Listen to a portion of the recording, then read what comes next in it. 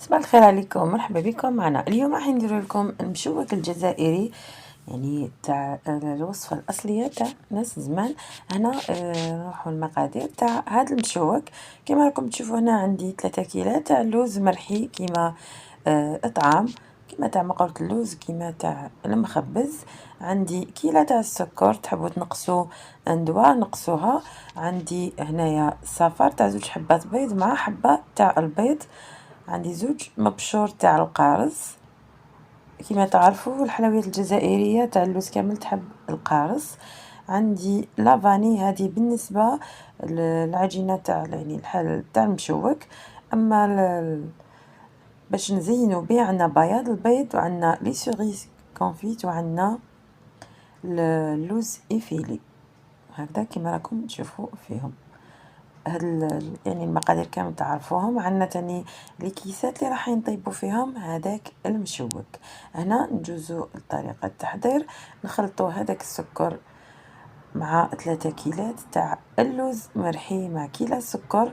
نحطوا هذاك مبشور القارص فوق السكر، نحكوا شويه في السكر باش يطلق لنا هذاك الريحه تاعو. من بعد نخلطوا كلش مع بعض ونلموهم، نديروا شويه تاع لافاني ونلموهم بهذيك الحبه تاع البيض مع 2 صفار.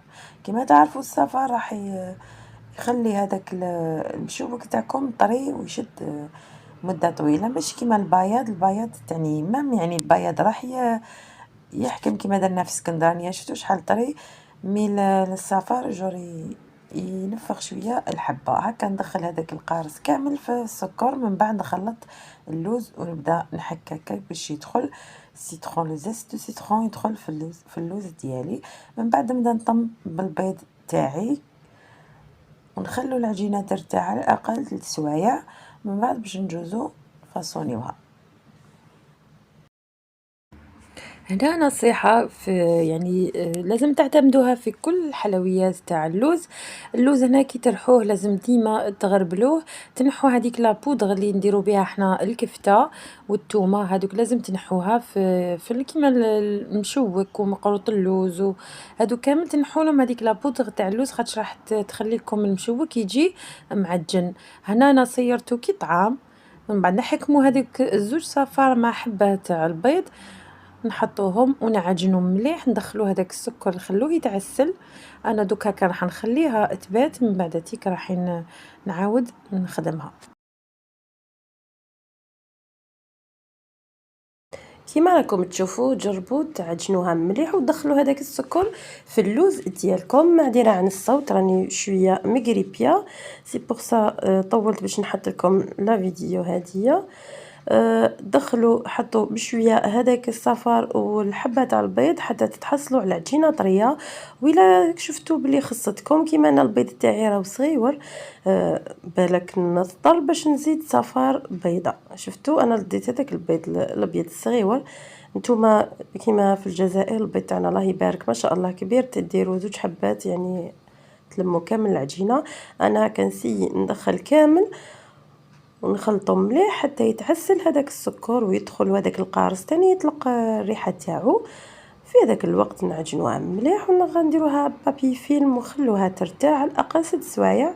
من بعد نجوزو نديروها. كاين اللي يحب يديرلو شويه تاع لا ليفور باش يطرطقلو، وانا ما نديرلوش. انا جامي درتلو في الفو مشوك اللي نديرولو لا ليفور هكا. شوفوا كي نكوروها نصيبوها طريه ما شاء الله. انا كنخليه روبوزي من بعد نجوزو باش نكوروهم.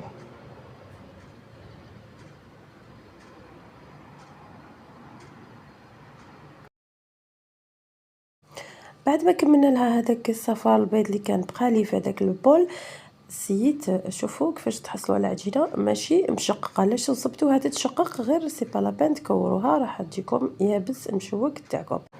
وتاني ما زيدوش ما تعجنوش فوق طاقته اللوز راح يطلق لكم بالزيت تاعكم. هنا نكوروها وديروها 45 ولا 40، نتوما واش حبيتو. تحبوا ديروها 40، انا درتها 40 جاتني في 40 غرام، جاتني في هذوك الكيسات تاع المشوك، جات قيس قيس. هكذا نكوروها كامل. من بعد نجوزو باش نديروهم في البايض تاع البيض تاعنا واللوز ايفيلي ديالنا. هكذا نكمل كامل نكوروهم كامل. كانت انا عندي طلبيتين تاع المشوك. هنا ناخدو البياض تاع البيض تاعنا، نحطو هذيك الكويره في البياض البيض، من بعد نحطوها في اللوز ايفيلي. ديروها ابان برك، خاطر لو كان راح تلصقوها مليح مليح ما راحش تجيكم الحبه يعني شبه هكذا كيما راكم تشوفوا. رفدوها ديريكت تحطوها في لي كيسات تاعكم. من بعد في الاخير نزينوها بحبه تاع لي سوريز هذيك، وندخلوها الطيب يعني على 160 درجه ولا 170 درجه، ماشي طيبوها من التحت، من بعد حمروها غير شويه من الفوق. يعني الطياب تاعو ما راحش ياخذ وقت، يا ربي ربع ساعه راح يطيب لكم. بس كي نشوف غير هذاك البيض هذا مكان. كما تعرفوا اللوز خفيف في الطياب، كيما مقوط اللوز، كيما كامل الحلويات تاع اللوز. انا هكا نسيي نكورهم كامل ونديرهم في اللوز. كيما تعرفوا هذه الطريقه كامل تعرفوها من زمان، كامل نديروها. تحبوا ديروها في اللوز مدشش، ماشي شرط يكون اللوز افيلي، تاني يعطيكم لمسه بزاف شابه. انا هكذا نكملهم كامل، من بعد نروحوا ندخلوهم يطيبوا. في هذا الوقت نتوما شعلوا الفور تاعكم وخلوه يسخن. باش نلصق لكم السوريس كاين بزاف اللي بعثوا لي في كي حطيتها في الفيسبوك قالوا لي بلي طرنا لي سوريس. نو انا ما نديرها في البياض البيض ونلصقها هكذا ما طير لكمش كامل. وسيو حبطوا شويه هكاك الحبه تاع المشوك، ما تخلوهاش هكاك طالعه هكذاك راح تحكم لكم. شوفوا كل ما نحط انا سوريس نحبط شويه نعبزها، نكملهم كامل ونحطوهم يطيبوا هكذا. راهي الصوره باينه، قلبت لكم الكاميرا باش تشوفوا مباشره هكذا. ندير لكم انا البلاطو الاول هذا ونحطو يطيب، من بعد نكمل الطلبيه تاعي. نورمالمون راكم فهمتوا الطريقه. يعني سهله، ماشي على بالي بلي شحال من وحده تعرفها المشوك، يعني اسهل حاجه هو المشوك. انا هكذا نكملو كامل ما نرجع لكم.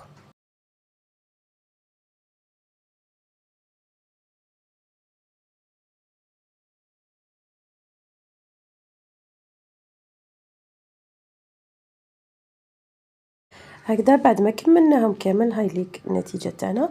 نروحوا نفرقوهم على بعضهم، ما تخلوهمش جامي تخلوا المشوك لاصق الحبه لاصقه في اختها، خاطر راح تتفخ لكم شويه وراح كي تكون ملاصقه ما راح تعطيكم بشكل دائري، راح يتثبطوا شويه. لازم ديروهم بعدهم شويه. بعد ما طابوا حكمت انا شويه تاع العسل. كاين اللي يحب يعسلو، كاين اللي هو اصلا هو يجي معسل من الداخل، مي حنا كوالفنا نديروا له ديك القطره تاع العسل باش يجي هذيك شويه لمعه. انا نحط له هكا كيما راكم تشوفوا، ماشي بزاف بزاف. ناخذ مغرفه يعني ونوقفها برك فارغه ماشي معمره، ونحط هكا باش تجينا هذاك البنه تاع العسل وتجينا هذيك اللمعه. هنا نكملوا كامل نعسلوهم. تحبوا ما تعسلوهمش تاني نورمال. حاوليك المشوك تاعي والنتيجه النهائيه كما راكم تشوفوا يعني جاء ما شاء الله. كاين الحب انا الطلبيه درتها في ليكيسات بلون، عاودت نحيتهم درتهم في ليكيسات بلون. شوفوا نفتح لكم وحده تشوفوها باللي راهو معسل يعني ما شاء الله. انا برك حبيت نحيها لكم بالموس. شوفوا يعني يجيكم كيما مقروط اللوز، كيما اي حلويات تاع اللوز. شوفوا كيف يبان معسل للداخل هكذا بالك الضوء. شوفوا يعني ما شاء الله، وجا البنه تاع القارص واش نحكي لكم. انا الى هنا ان شاء الله نتمنى تعجبكم الوصفه تاع اليوم. راح ندير لكم وصفات اخرى، مازالوا لي فيديو بزاف. نسيي ندير لكم بشويه بشويه. المونتاج كما تعرفوا راهو صعيب، لازم ندير لكم فيديو يكون مليح وكاليتي تكون مزال شابه. هاي ليك المشوك تاعي مع الجاتو بريستيج اللي كنا درناه لكم الفيديو السابق.